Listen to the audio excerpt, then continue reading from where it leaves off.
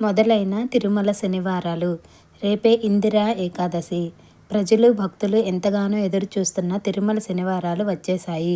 ఈ తిరుమల శనివారాలు ఎప్పటి నుండి ప్రారంభమవుతాయి అనే విషయానికి వస్తే 2024 సెప్టెంబర్ 17వ తేదీన మంగళవారం ఉదయం 10:55 ఈ తిరుమల శనివారాలు ప్రారంభమవుతాయి. 2024 సెప్టెంబర్ 21వ తేదీ శనివారం మొదటి వారం. 2024 సెప్టెంబర్ 28వ తేదీ శనివారం రెండవ వారం. 2024 అక్టోబర్ 5వ తేదీ శనివారం మూడవ వారం.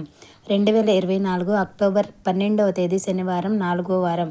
ఇలా ఈ సంవత్సరం 4 శనివారాలు వచ్చాయి. ఈ 4 వారాలలో మీరు పూజ చేసుకోవచ్చు. అయితే శనివారాలు పూజ చేయడం కుదరలేదు అన్నవారు ఈ నెలలో ఎప్పుడైనా సరే పూజలు నిర్వహించుకోవచ్చని పండితులు చెబుతున్నారు. అత్యంత భక్తి శ్రద్ధలతో స్వామివారికి ఈ పూజలు నిర్వహించడం వల్ల ధనప్రాప్తి లభిస్తుందని, లక్ష్మీ కటాక్షం కలుగుతుందని పండితులు చెబుతున్నారు.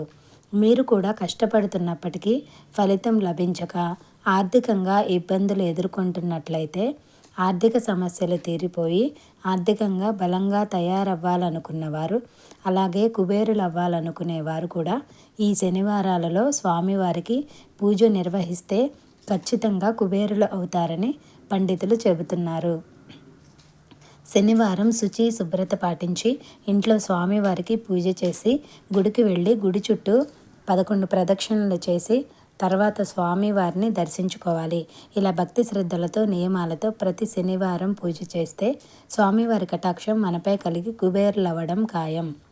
వ్యాస మహర్షి రచించిన భవిష్య పురాణం ప్రకారం పితృపక్షంలో వచ్చే ఇందిరా ఏకాదశి రోజున పూర్వీకులను స్మరించుకుంటూ పూజలు చేయడం వల్ల వారికి సద్గతులు లభిస్తాయని శాస్త్రవచనం. అంతేకాదు ఇందిరా ఏకాదశి పూజను భక్తి శ్రద్ధలతో ఆచరించడం వలన వంశాభివృద్ధి కూడా కలుగుతుంది.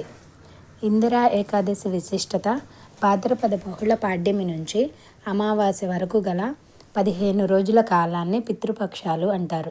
ఈ 15 రోజుల పాటు పితృదేవతల అనుగ్రహం కోసం చేసే స్నాన దాన జపాదుల వలన పితృదేవతలు శాంతించి వంశాభివృద్ధిని కలిగిస్తారని శాస్త్రవచనం. ముఖ్యంగా భాద్రపద బహుళ ఏకాదశిని ఇందిరా ఏకాదశిగా జరుపుకుంటాం. ఈరోజు పితృదేవతలను స్మరించుకుంటూ నదీ స్నానం, పిండ ప్రదానాలు, దానాలు చేయడం అనాదిగా వస్తున్న ఆచారం. ఇందిరా ఏకాదశి ఎప్పుడు?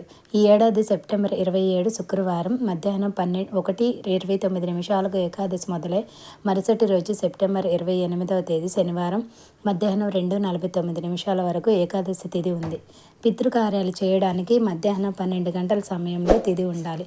అలాగే ఏకాదశి వ్రతం ఆచరించాలన్నా సూర్యోదయంతో ఏకాదశి తిథి ఉండాలి. కాబట్టి ఈ నెల 28వ తేదీనే ఇందిరా ఏకాదశి జరుపుకోవాలని పంచాంగకర్తలు సూచిస్తున్నారు. ఇందిరా ఏకాదశి పూజా విధానం. ఇందిరా ఏకాదశి వ్రతం చేసేవారు ఈరోజు విశేషించి నదీ స్నానం చేస్తే చాలా పుణ్యం. వీలు కాని వారు స్నానం చేసే నీళ్లలో సమస్త నదీ జలాలను, సకల తీర్థాలను ఆవాహనం చేసి స్నానం చేస్తే నదీ స్నానం చేసిన పుణ్యం లభిస్తుంది. పూజా మందిరంలో నువ్వుల నూనెతో దీపారాధన చేసి శ్రీ లక్ష్మీనారాయణుల చిత్రపటాలను గంధం కుంకుమతో అలంకరించాలి. అనంతరం పసుపు రంగులతో లక్ష్మీనారాయణను అర్పించాలి. శ్రీ విష్ణు సహస్రనామ పారాయణ చేయాలి. పులిహోర, చక్ర పొంగలి నివేదించాలి. కర్పూర నీరాజనం సమర్పించి నమస్కరించుకోవాలి. ఈ రోజంతా పూర్తిగా ఉపవాసం ఉండాలి. బ్రహ్మచర్యం పాటించాలి. పితృదేవతల కోసం ఇలా చేయాలి. మహాలయ పక్షంలో వచ్చే ఇందిరా ఏకాదశి రోజు పితృదేవతలకు తర్పణాలు వదలాలి. పూర్వీకుల్లో ఎవరికైనా ఏదో ఒక కారణం వల్ల మోక్షం లభించకపోతే ఇందిరా ఏకాదశి వ్రతం చేసి దాని ద్వారా పొందిన పుణ్యాన్ని పూర్వీకులకు దానం చేస్తే వారికి మోక్షం లభిస్తుందని పురాణాల్లో వివరించారు. ఇందిరా ఏకాదశి రోజు పితృదేవతలకు సద్గతులు కలగడం కోసం భగవద్గీత మొత్తం చదవడం సాధ్యం కాకపోతే కనీసం 7వ అధ్యాయానైనా మరియు 3వ అధ్యాయం కానీ చదవడం కానీ వినడం కానీ చేయాలి. సాయంత్రం వేళ తులసి చెట్టు ముందు నేతి దీపం వెలిగించి పితృదేవతల అనుగ్రహం కోసం ప్రార్థించాలి. ఇందిరా ఏకాదశి రోజున రావి చెట్టు కింద ఆవు నూనెతో దీపాలు వెలిగించాలి. ఇలా చేయడం వల్ల పూర్వీకుల ఆత్మకు శాంతి కలుగుతుంది. అంతేకాదు మీ జీవితంలో ఎదురయ్యే సమస్యలన్నీ తొలగిపోతాయి. ఇందిరా ఏకాదశి రోజు మధ్యాహ్న సమయంలో బ్రాహ్మణులకు భోజనం పెట్టి దక్షిణ తాంబూలాలతో సత్కరిస్తే పితృదేవతల అనుగ్రహంతో వంశాభివృద్ధి కలుగుతుంది. కనుక రానున్న ఇందిరా ఏకాదశి రోజు పెద్దలు సూచించినట్లుగా స్నాన దాన జపాదులు చేసి పితృదేవతల అనుగ్రహాన్ని పొందాలి. ఇందిరా ఏకాదశి కథ. ఈ ఇందిర ఏకాదశి విశిష్టత గురించి శ్రీకృష్ణ ధర్మరాజుల సంవాద రూపంలో బ్రహ్మ వైవర్త పురాణంలో వర్ణించబడింది. ఒకసారి ధర్మరాజు దేవదేవునితో, ఓ కృష్ణ, మధుసూదన, భాద్రపద కృష్ణ పక్షంలో వచ్చే ఏకాదశి పేరేమిటి? ఆ ఏకాదశి పాలనకు ఉన్నట్టు నియమ నిబంధనలు ఏమిటి? ఆ వ్రత పాలన వలన కలిగే లాభాలేమిటి అని ప్రశ్నించాడు. ధర్మరాజు అడిగిన ప్రశ్నలకు శ్రీకృష్ణుడు ఈ విధంగా సమాధానమిచ్చాడు. ఈ ఏకాదశి పేరు ఇందిరా ఏకాదశి. దీనిని పాటించడం ద్వారా మనుజుడు తన పితృదేవతలను ఉద్ధరించగలుగుతాడు.